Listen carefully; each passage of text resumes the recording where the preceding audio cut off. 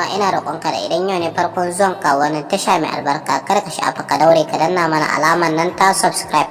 kana ka danna alamar ƙararrawar sanarwa domin samun shirye-shiryen mu akai-akai da zarar mun ɗora. Sannan kuma idan ba wani farkon zuwan ka wannan tasha mai albarka ba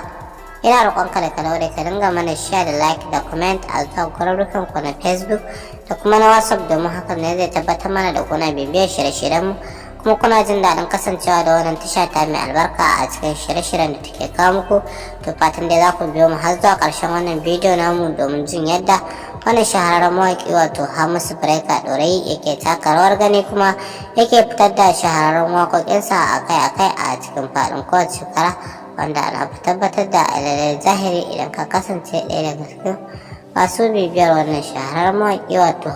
Hamisu Breaker Ɗorayi ka tabbatar da fasihin mawaƙi ne kuma haziƙin mawaƙi ne wanda yake taka rawar gani musamman ma dai a masana'antar ta Kannywood, wanda kuma ya cancanci a yaba masa musamman ma dai a namijin kokari da yake yi wajen ganin yana fitar da shahararren waƙoƙi da kuma nishaɗantattun waƙoƙi kamar yadda ya saba kawowa a cikin faɗin kowace shekara. To fatan kana jin daɗin kasancewa da wannan tasha ta mai albarka, sannan ina ƙara roƙonka da idan yau ne farkon zuwan ka wannan tasha mai albarka kada ka sha'afa ka daure ka danna mana alamar nan ta subscribe kana ka danna alamar ƙararrawar sanarwa domin samun shirye-shiryen mu akai-akai da zarar mun ɗora. Sannan kuma idan ba ne farkon zuwan ka ba ka daure ka dinga mana share like da comment a zuwa gururrukan ku na Facebook kuma na WhatsApp domin hakan ne zai tabbatar mana da kuna bibiyar shirye-shiryen mu kuma kuna jin daɗin kasancewa da wannan tasha ta mai albarka a cikin shirye-shiryen da take kawo muku masu inganci. Shahararre fitacce wanda aka fi sani da wato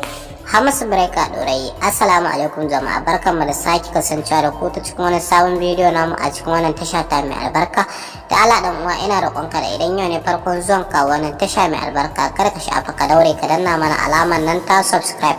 kana ka danna alamar ƙararrawar sanarwa domin samun shirye-shiryen mu akai-akai da zarar mun ɗora. Sannan kuma idan ba wani farkon zuwan ka wannan tasha mai albarka ba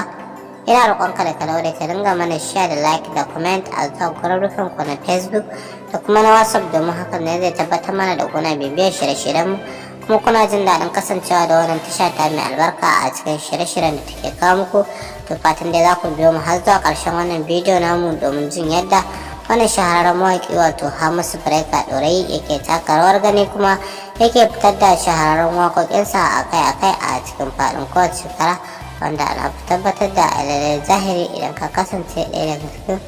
masu bibiyar wannan shahararren mawaƙi wato Hamisu Breaker Ɗorayi ka tabbatar da fasihin mawaƙi ne kuma haziƙin mawaƙi ne wanda yake taka rawar gani musamman ma dai a masana'antar ta Kannywood, wanda